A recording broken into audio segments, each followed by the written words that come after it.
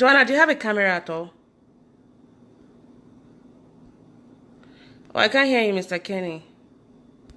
Can you check your settings? Maybe if your settings are not set to public, I think that, I don't know, because that might be the reason why. Joanna, I got your request, but if you don't have a camera on your phone, you can't be a part of it. Like, whatever device you're using it to call, you're calling on. If it doesn't have a camera, it's not going to go through. Mr. Kenny, can you send a request?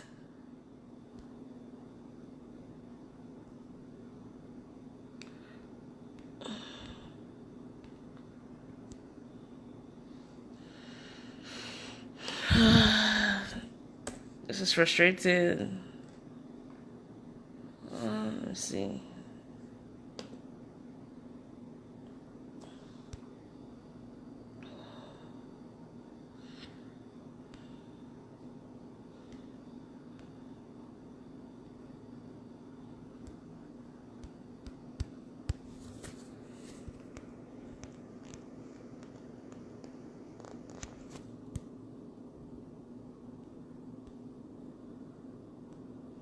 I don't know why I can't add you guys to the show. I don't know why.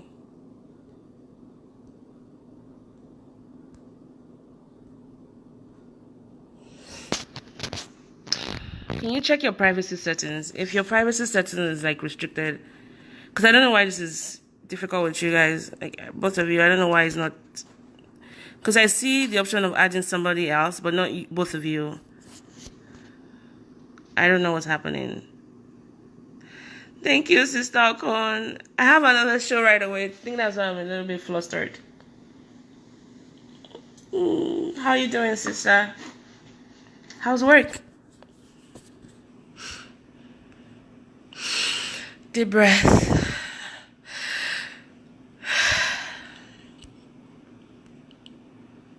I don't know what's happening.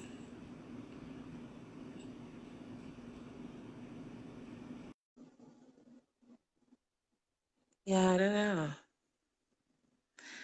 No, I don't want to reschedule. I'm just going to have to cancel if this doesn't work in the next 30 minutes. There's so much time and effort I've put into it.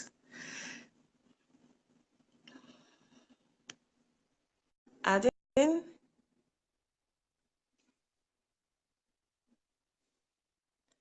you hear me, Mr. Ken? It says adding. Like, it's... Oh, finally. Okay. Oh, wow. Oh, my goodness. I had to use my phone I think I had to use my phone in the end because all the attempts to do it on my laptop was just, Wait, I were you just guys had to using use your my laptop phone all now. this while? Yeah, I've been Were you trying to using use your my laptop all this laptop all while? this while. Yeah. Oh, no. It has to be a device that has a camera on it. And he left.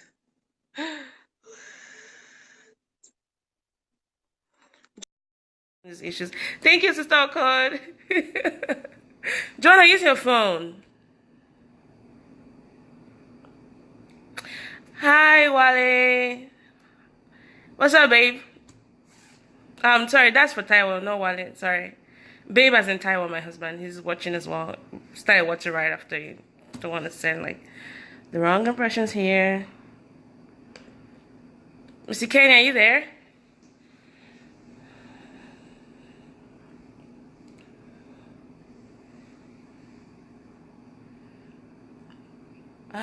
Man.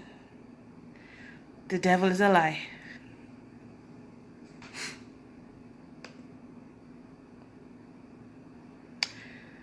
Mr. Kenny, what happened to you? Okay. Come on up, Mr. Kenny.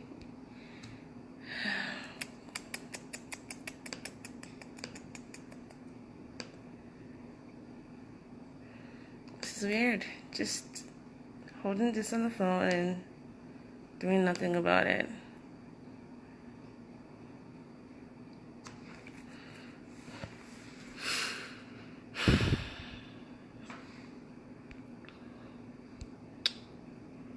No, I can't see that, Joanna.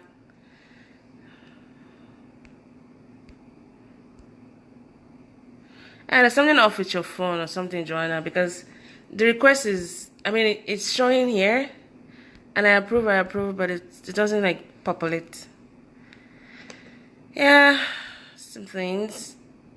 I don't know. Okay, add. I just sent you Mr. Kenny. Oh, Oh, finally. nice. Yeah, I don't know what happened. It went off and then yeah, you just had to send the request again, but seems to be It's working okay. It's finally okay. now. It's okay. This is Yeah, like my what time doing this, so I'm learning as well. Thank you for your patience and no, for not giving up. fine. And thanks to Sister Okon for telling me to relax. I get flustered when things like this happen. Anyways, how are you doing today, Mm. sir? Yeah, I'm good. And you? Good, good. How's the UK? Yeah, it's good. We're in the middle of a mini heat wave, but the reckoning will soon pass. But I still prefer it to cold anyway, so it's How good. many Can't degrees? I complain. mean, when you talk about heat in the UK, I don't think you guys know what heat is really like. Yeah, the problem is when it's hot, there's no breeze, so it's just that still dry heat that you get. So it's about 38 now.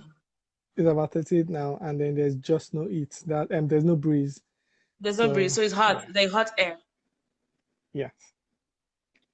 All right, and we can bring Joanna, or I don't know, for whatever reason, the people, I don't know. Maybe we'll do yours for like 20, 15 minutes, and then bring Joanna to talk about her stuff because I'm not sure if Facebook Live works with three people, more than two people. That is, Oh, right. Okay.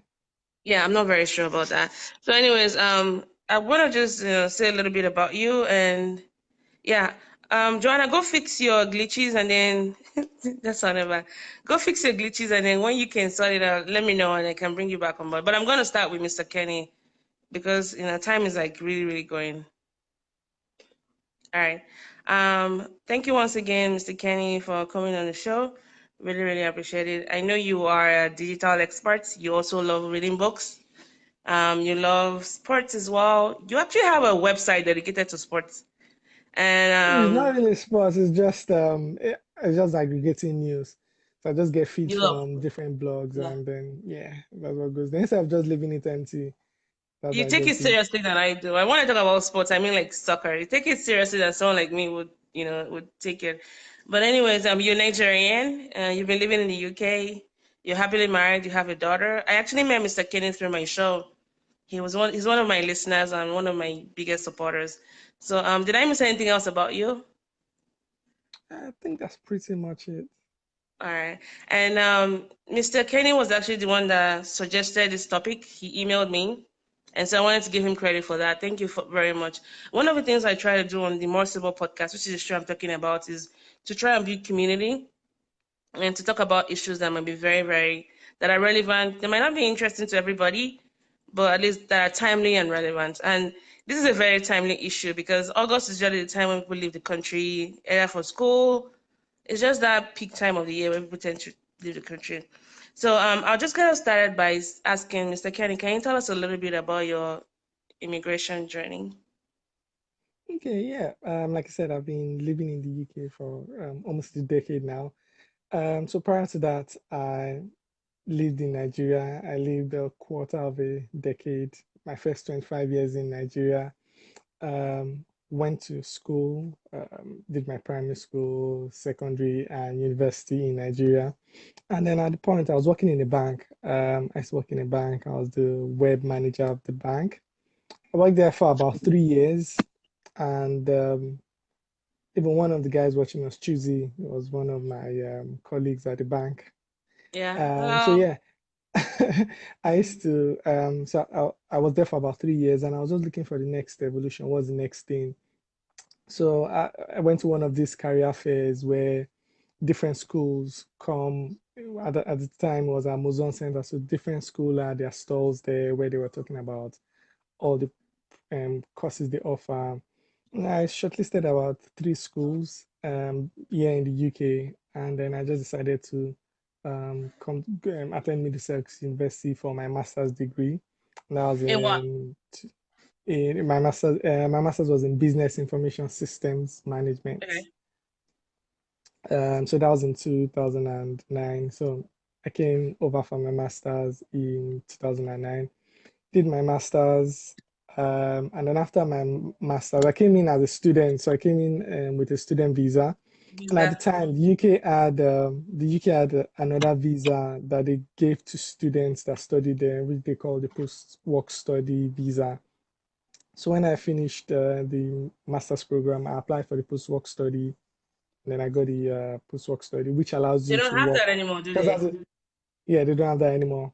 Because Yeah. as a student, you're just allowed to work 10 hours a week because they want you to concentrate on your studies, and then you just work 10 hours.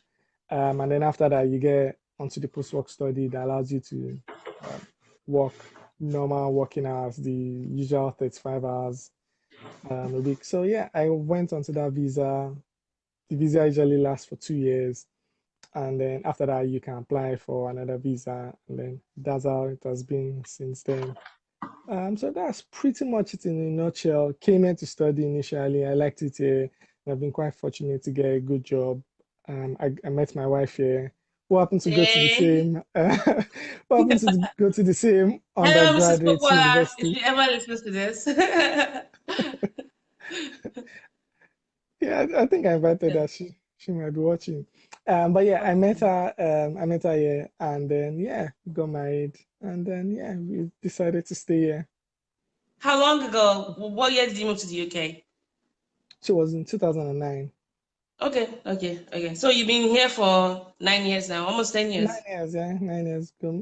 Coming to yeah, next year will be 10. Oh wow. So like you, I grew up in Nigeria, spent, a major chunk of my life, almost a quarter of a century actually, almost. And I moved here 2011, for my PhD in health economics, and then I got my master's along the way as well. And yeah, went to high school in Nigeria, went to primary school in Nigeria, went to college in Nigeria, and I decided to leave the country. The major reason was just to really add more to my repertoire, like build myself more as a pharmacist, because I realized that I wasn't very well equipped when it came to understanding the social economics part of the healthcare. Because I used to work with patients that had HIV, and just seeing how the stigma, and then not being very equipped as a pharmacist to understand patient behavior. So that really drove me to acquire more knowledge, because I'm someone that I like to know stuff. Like I get higher knowledge. And so that was a way of just adding to myself. And yeah, I've been here for 7 years, and I've had, I think, about 4 or 5 different addresses. And I've lived in Yeah, quite yeah, a number that's of the thing. cities. Yeah, Yeah. I'm sure we'll come up to that, come on to that in the course of Yeah. the discussion about yeah, moving Yeah. around. Yeah, that's it. Yeah. I think once you just leave Nigeria for the first time, like something just breaks in you. Like I feel unrooted, almost like a tree that has no roots, but not in a very sad way, like I'm rooting away or dying. But I can live anywhere now. Like seriously, I can live anywhere. I don't get too attached to places because you've done it before. Like leaving Nigeria was probably the hardest move I ever had to do. So I can live anywhere in the world. So that's that. So along the line, what would you say was the biggest adjustments you had to make in the UK, Mr. Kenny? Oh, there are quite a lot. The culture is one. So even back to when I came initially for my master's. Firstly, about how the educational system here works. Although in Nigeria is the British educational system we use in our school, but Yeah, it's quite different in the it sense that is. in Nigeria they teach you to remember what the lecturer said. So Concepts, take yeah. for example, university, you buy the lecturer's handout, you listen out for all those things he's always elaborating on, and then once you can just cram, even if you're good at cramming, you really make it in Nigeria. But what I discovered is when you come here, it's a test of your understanding. So that's what they do. Yes, Because you can be in a class of 30 people and the lecturer will ask one question and everybody will say totally different different thing. thing. And the lecturer Yeah, will give everybody the same mark. So that's why it shocked for me that wow, I'm not giving the lecturer verbatim what he said. And yeah, yeah.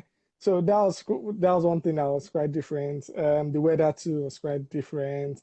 yeah. Um, the Had culture, you left the country people, before then? Before you left, had you visited anywhere else in the world? Like, had you traveled out of the country before you moved to the UK? just mainly African countries, not in Europe. Me too, yeah. So, so yeah, coming to Europe, seeing that there are quite friendly, the eye contact, things like that. You just Oh have to yeah, get that was a used big to it. one. Yeah, the eye contact. Yeah, Yeah, yeah, you have to yeah. get used to it. But Yeah, yeah, I mean, you're right. Like the educational system, that's a huge adjustment. I remember my first few also, classes, I was just lost. I yeah, would leave the class feeling like I didn't know anything. Because they'll ask you questions in class, and you see your mates, people that were raised here, the way they will attack the question intellectually, and you're like, if they left me alone in that room, I won't come up with the same answer. So that yeah, began to yeah, eat that. And Nigerians that leave the country to study, you're already the best of the best. Like there's a only if you're leaving the country for, I mean, if you lied on if you just wanted to get out and you just applied for anything. But anyone that really pursues like graduate education, you're already like the top 20% of wherever you're coming from. So your graduate class is like super saturation of bright people, of intelligent people. And I couldn't come up with responses that would make sense. So I had to start finding ways to think like people around me. So I had to read a lot. I had to brush up on the local lingo. And I had to start building myself like I don't have to read to pass. I have to yeah, understand the yeah. material and also Or add just my own beat to understanding. it. Yes, and Yeah, add your own and beat to then it because your opinions matter here. yeah, and just I'm advising anybody that's watching that might be looking to come over for their masters and all this to say most of the schools understand these dynamics and they understand that international students have a different way. So there are lots of resources. Like in the school I went to, so Kweku is watching. It was my classmate in uni too, so he can attest to that. Hello, They have a lot of Pico. they have a lot of facilities that is available. Things like research, how to do your research, how to write, research writing, Yeah, experimentation. There are lots and lots of materials. So I was just advising anybody that's coming over to study that it's quite different. Just look for the resources and then and just use them. try as much as possible. Yeah, use them. Yeah, Use them. and they're free. And I know that's the thing Yeah, we they're don't really free. get as Yeah, they're Nigerians, free. that Yeah. there's no free lunch. Like in my school, they had like writing centers, even TAs, that teaching assistants for those courses. They had office hours, so you could go and ask them questions. But people don't really know how to use those materials. So use those resources. To ask questions all the time doesn't mean you're stupid. Like keep asking No, questions no. and get comfortable with just understanding that while you're still trying to get a grasp of the system, you might come off as looking stupid, but that's okay. Really. I mean, one of the things I had to get comfortable with was that thought in my head, like, that was a stupid question, but you never know until you ask, right? Yeah, yeah, you never know. You never know. Yeah. And I think another big thing is just building community anywhere you go, right? You have to Yeah. find like what they say, your tribe, people that would bring you in or draw you closer, because Nigeria is different from, I mean, anywhere is different from anywhere else. In Nigeria, we took a lot of things for granted because we're so socially cohesive. You can see your neighbor all the time. You can, stop by somebody's house. When you come to countries like here, where you have to schedule everything, sometimes it can be very alienating. Like the loneliest times I've ever had in my life was while I was in the US, in the midst of people. You know, and Yeah. so I was just wondering, Mr. Kenny, how were you able to build community, in your environment in the UK? So when I came for my master's, I joined the students rep where it allows you to meet other international students and then people within the university that are like indigenes. So that was one way. Just you have to just put yourself out there. So I put myself out there, joined the student rep. So you get to meet a lot doing like different catch-ups. Um, I stayed in student accommodation, which also helped. I know not everybody Yeah, can afford it. It's quite expensive.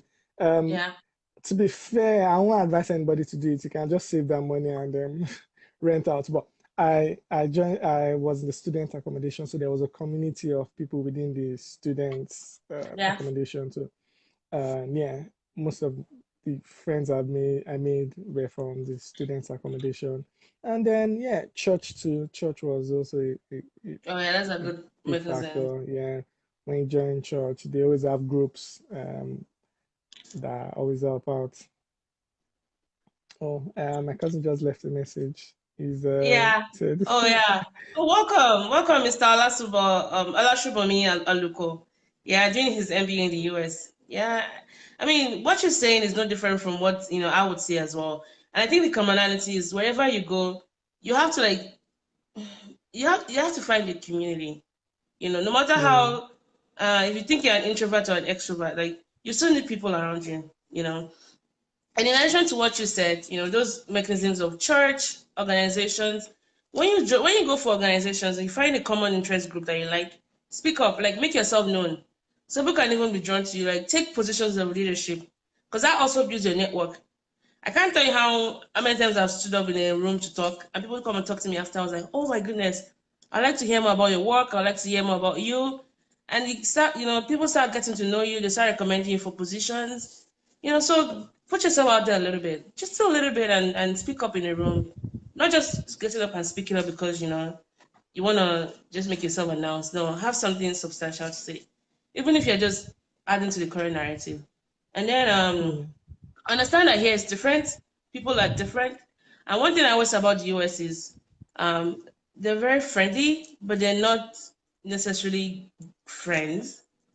And to build friendship here is harder than in Nigeria. Because the idea of friendship in Nigeria it's quick. You meet somebody in church, your parents introduce you to somebody, you meet somebody in school, they're your friend. Like, is it to make friends in Nigeria? It's convenient friendship. But here, people don't just bounce on you and make friends with you easily, which is kind of good in a way because you have to like build it up to be able to say this person is my friend versus my acquaintance or somebody that just works with me. So that said, as long as you don't hold on tightly that everybody you meet here is gonna be a friend, then you won't be very disappointed. One thing about me is I have a very good memory for remembering names. So when I meet you for the first time and I see you the next time, I'll call you by your name, like, hey, how you doing? And that familiarity I put in sometimes might be very off-putting. Some people like, I just met her yesterday. But I don't necessarily want to be your friends, but I'm just that friendly. But initially, that was like a good shock for me because they'll be like, well, I don't remember you. And I'm like, oh my goodness.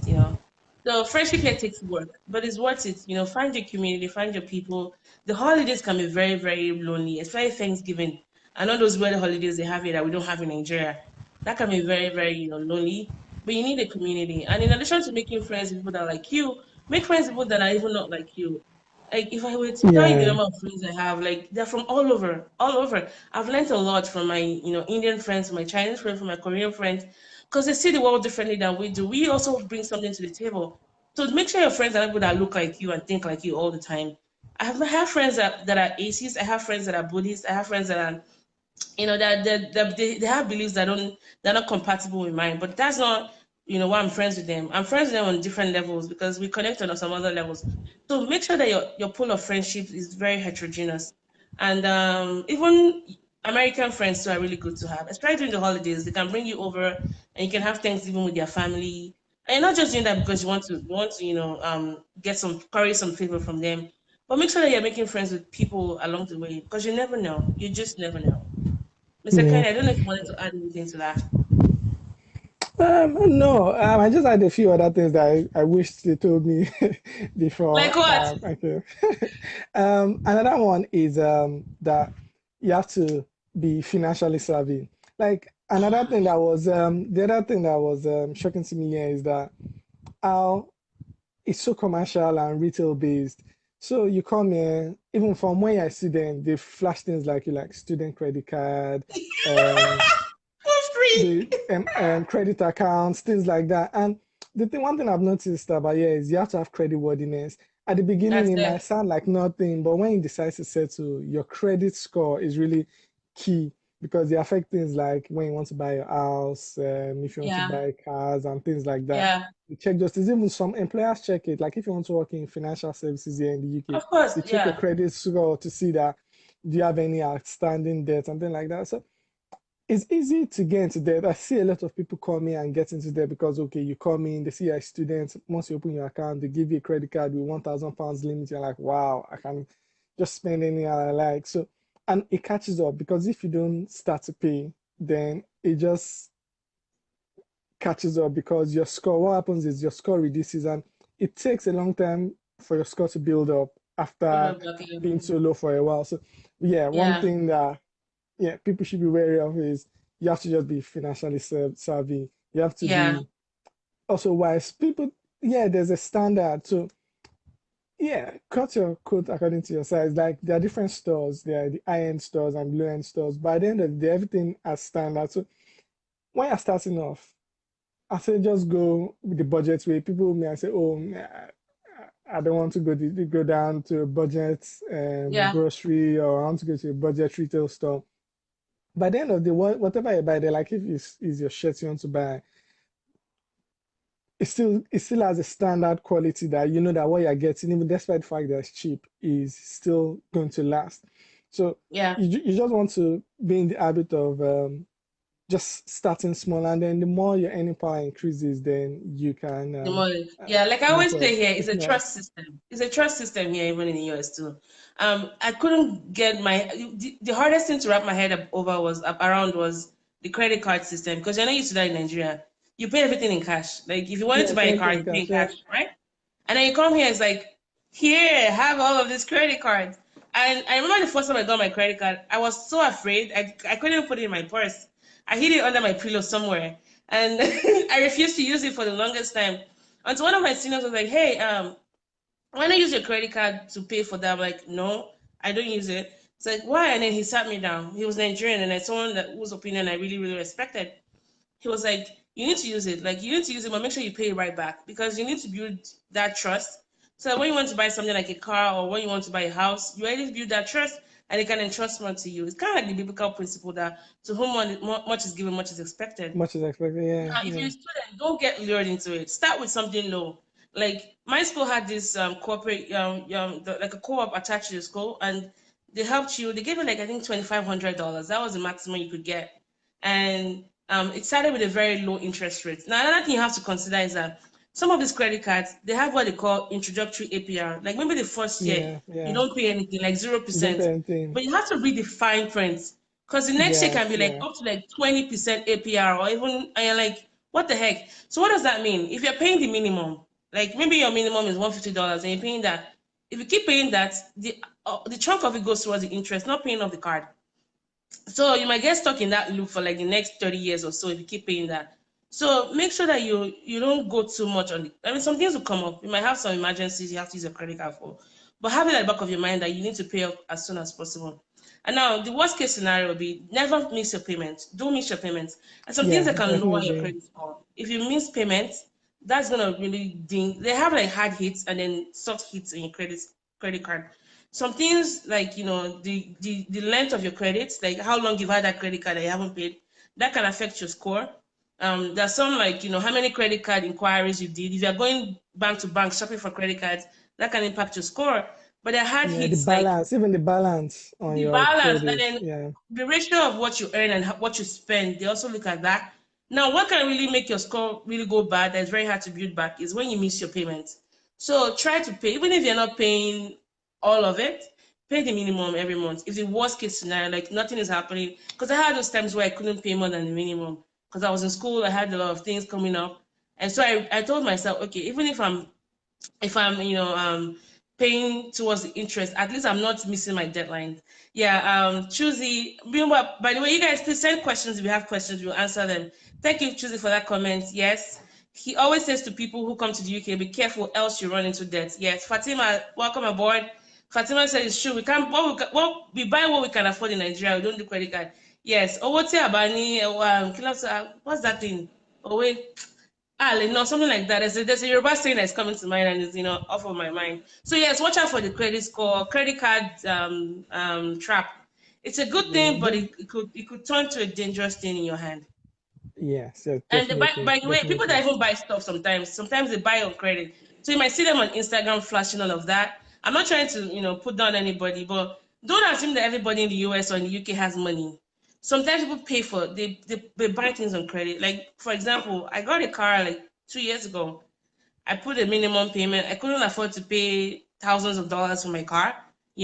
So put some down payment and I pay monthly. But anyone seeing me drive a car, well, she has a flashy car.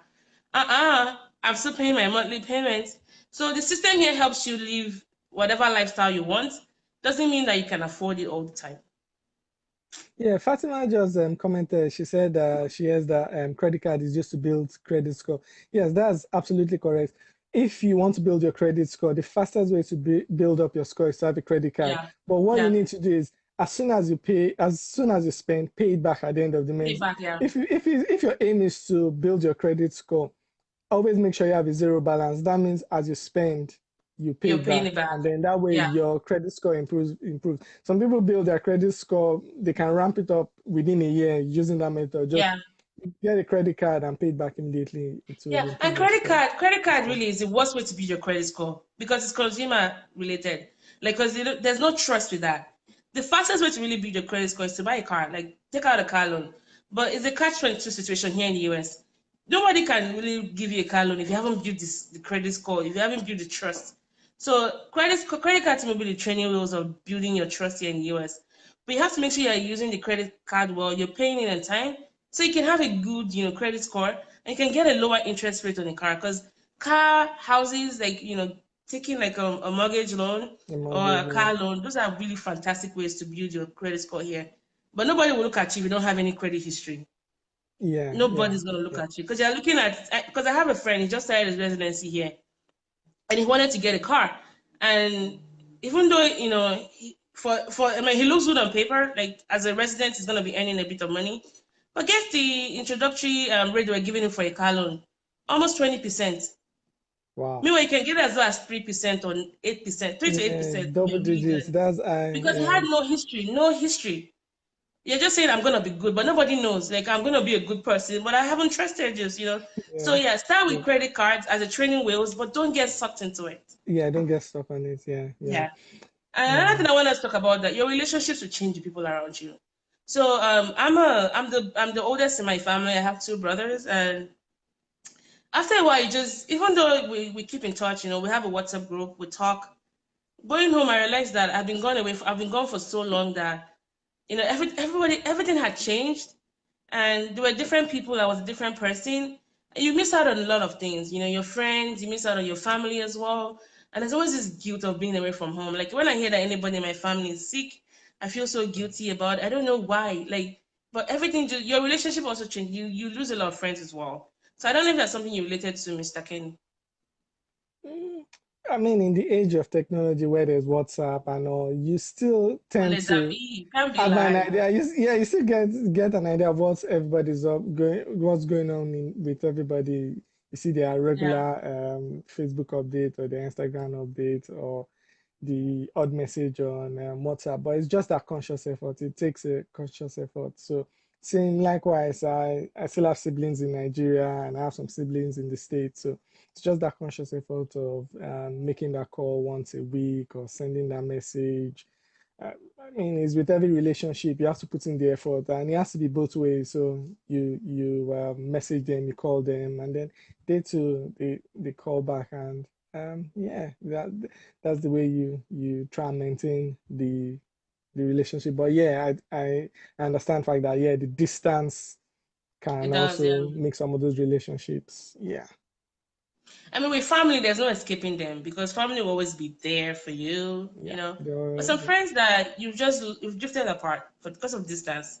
And even though when you just see yourselves, even though maybe once in a while you talk, it's not gonna be like you don't get your jokes anymore. You start fighting about things that are so petty. You're no longer in the same space, but physically and worldliness wise, and you lose some friendship. But I just want to say it's okay for that to happen. Because chances are, if you were back home with these people, you might also lose those friendships as well. It's not because you can't keep those friends. It's just people just sometimes you naturally drift away from people, and that's okay. yeah, yeah. Yeah. The Another thing other I noticed thing about I me. Sorry, go ahead. Go ahead. oh no, it was just something else I wanted to say about the other thing I wish they told me before I came was that you Yeah. have to stop all those bad Nigerian habits. So all those Like. Nigerian habits that are normal in Nigeria, things like the Nigerian time where you're supposed to be Ah. somewhere at 9 o'clock, you're strolling at 12 o'clock, and everybody says, oh, it's just the regular Nigeria Mm-mm. time. Things like the driving Mm-mm. habits, the driving habits that you say, oh, you want to be Hey, the sharp when you're driving. thunder. You just have to all those bad habits. And some of the thing is when you come over, you now see that okay, some of these things we do that we think is normal actually is quite bad.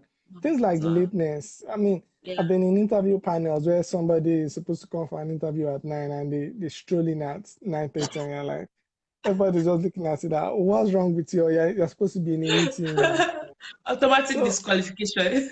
yeah, so because it affects the way people perceive you, especially like in the working environment, all Yeah. those habits really because like yeah, punctuality is key. the value It time is. here. So that's why I see when they say anything starts 9, it always starts 9. If they say it's going to end at 10, it always ends at 10. So they understand value of time and they expect that everybody does the same thing. So yeah, those bad habits, you just have to be Yeah. mindful of. Same thing like driving. I remember when I was trying to get my driver's license, it was How many times did you? I uh, took my driver license 3 times before I passed it because I kept breaking the luckily rules. for luckily for me, I ran I the stop did it. sign. I I was passed speeding. first I was just time. doing all the Nigerian things. Three I times. passed first time out. I passed first time out, but that was because when my driving instructor, because I was like, I used to drive in Nigeria now. Why do I need a driving instructor? My cousin said, no, you have to go. So when I went, I was driving manual, and then when I was driving, I just coasted a bit. He just told me to park. He said, you can never do that. You can't coast. Really? That that's automatically. So costing is when you let the car That, just go that way, yeah, right? yeah. When he just lets you go, Yeah. yeah. We don't really Yeah, you drive a lot of can't manual coast. cars here. We do a lot of, automatic cars in the US. Automatic, yeah, yeah. Yeah. Um, like looking at your mirrors and little things like that that you think, okay, yeah, you're just being Yeah. sharp in Yeah. Nigeria. You have to just, yeah. Yeah. And I think Punctuality is that's the why, key thing. Yeah. yeah. So go So, ahead. yeah, That's why what? Oh, Fatima did that 4 times. I feel so good about myself. I feel you. I think for me, because I've been driving a lot of times in Nigeria. Like I drive before I came to US, I've been driving for about 5, 6 years. So I had all the like I had road rage. You know how you have. yeah, It's when you yeah, have to drive in Lagos, especially if you grew up in Lagos, driving in Lagos. Like there's a sense of manners that comes with it. And I didn't know how bad it was yeah. until I went back home and I saw my friends drive, and I almost felt like popping Xanax, like just to like sleep, like knock myself off. Because I'm like, you're gonna hit that person, no. Like you're driving one hand on your steering wheels and the other Just hand on your saying, horn, and you're yeah, just yeah. blasting away. No, that's, You can't do that no, here. no. Like you can't even honk at people discriminately. And then here, another thing here is I think one thing we Nigerians can do sometimes that can be annoying is that intrusiveness, like want to ask questions all the time, Yeah, and poke nose. Eh, I've learned how to be very mindful and my curiosity or like your ameboness, like how you wanted to know things, you have to like curb it here because people are very private about things here and they're not like they're not willing to give up information, especially if you don't have that relationship with them. So that's that. Another thing that I realized when I moved here was how I'm more nationalistic now. Like I'm more interested in Nigeria now that I'm away because I learned so much about Nigeria and I don't live there anymore. And I'm even more passionate about Nigeria living in the US than while I was in Nigeria. I don't know if that's the same thing for you, Mr. Kenny. yeah, definitely it is because, yeah, you when you're here, you now understand your identity more because you are Definitely. different. So you now know that, okay, yeah, I'm different. I'm not like this. I'm not like them. I'm not like these Yeah, people. And then you now tend to value where you're coming from more. So yeah, I tend to keep touch base on what's going on in Nigeria. Yeah, a lot of interest on what's going on back home. I think, yeah, that's what it is. And yeah, I think that's one thing that people coming here to also should also have in mind about being good ambassadors for those coming that's behind us. it. Because um, I don't know, I've been lucky. There are like most places I work, people come, oh, you're Nigerian, right? Oh, most of the Nigerians I've worked with are really, there's a good perception of like the Nigerians that I've worked with. But in some cases, you get some bad vibe about some other Yeah, nationalities. yeah, So it's about wherever you go, just be a good ambassador because it's not only for that's you, true. it's for other people That's coming just true. behind you. That's true. Um, That's true. That's true. it, That's it, true. I've said it, that it, before on the show it really too. matters. Like in my program, when I got there, in fact, on my interview panel, they had the Nigerian there that asked me questions, and of course, my merits, my grades, and things I had done in Nigeria, I was able to get into the program as well. But wherever you are as a Nigerian here, think of it like when people let you in, like people that don't know you, they don't know you from anywhere. When they let you in, it's usually because of what they've had a good experience with Nigerians, in the past. And so I always tell the prospective students that come in, like, you're riding on the coattails of people that have come ahead of you. So Yeah, whatever you do, don't think you're doing it in isolation. Some people, you can be the only Nigerian they ever come in contact with. And we live in exactly. the world Yeah, of, yeah. identity politics, where people just see you and they forget that you're human. You can make some It's silly just the mistakes or you can even be association they bad. make. Yeah, But then they extrapolate it to, your country and they're like, oh, Nigerians are this and Nigerians are that. Nigerians are people. Nigerians are, no different from many people. But try your best. Even when you do make mistakes, own up to it, apologize, and make amends. Because you could be that person that will prevent somebody else from getting what they wanted. And if somebody else had behaved the way you did, you probably wouldn't get where you are right now. So that's Yeah, I that's like true. that, being good ambassadors. And I don't know, I know in the UK, you guys are not very race conscious. Here in the Oh no, US, I'm described as a please. black person, a person of color, a minority person. And that to me, sometimes my brain just goes, what? Like, I didn't know I was black until I came to the US. And I still don't know how I feel about being called a person of color. Because I'm like, what does that mean? Like, am I supposed to be in this special category of people that you want to give special considerations to? No, just, treat me normally. But at the same time, I don't want to take agency away from those that have been discriminated or, they've experienced racial discrimination, institutional form of racism. Those are their struggles. I understand that.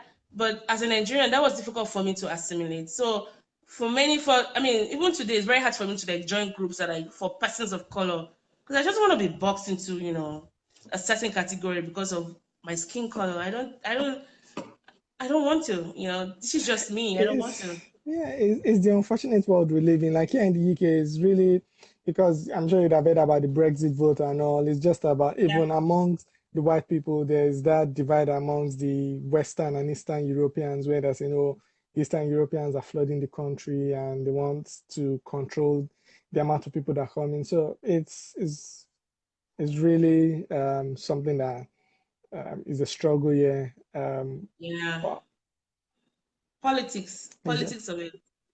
Um, anyways, well, we've kind of, talked a lot. I just want to recap some of the things we talked about.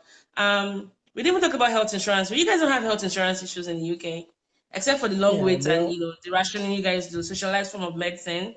But hey, you guys have, the the social insurance there. Also remember that credit cards, a trust system, but you have to make sure you're doing it right. Don't spend much more than you can make. Um, Moving is hard. Living your country is hard. Setting life outside of your country is hard. But find your community, find people. Speak up where you are. Introduce yourself. Advocate for yourself. Join organizations, common interest groups. I love speaking, so I've been a part of Toastmasters for 7 years. I also go to Korean class every Wednesdays. I have friends there. I'm still going to join a yoga class. Like I'm just meeting people everywhere. Find a place where you can be. It could be a book readers club or a fishing club. What's your interest are? There's always a group out there for Yeah, someone like you. there's always a group. Yeah, There's always a group for you, no matter how freaky you are. Also networking is good because networking can help you get that internship, can help you with job placements, can help you to find places to stay. You're traveling somewhere, you don't want to pay money for hotels, can be very expensive. Somebody can put you up with yeah, somebody. So make friends with people around. Make friends with more people that you don't even share the same. They don't speak your language. Just make friends because I've learned a lot from more people, like from many people. If I just talk to just Nigerians, I probably won't have this rich worth of experience that I've had in the US. Nigerians are good, they're fun to be with, we love to party, but all my friends are not Nigerians.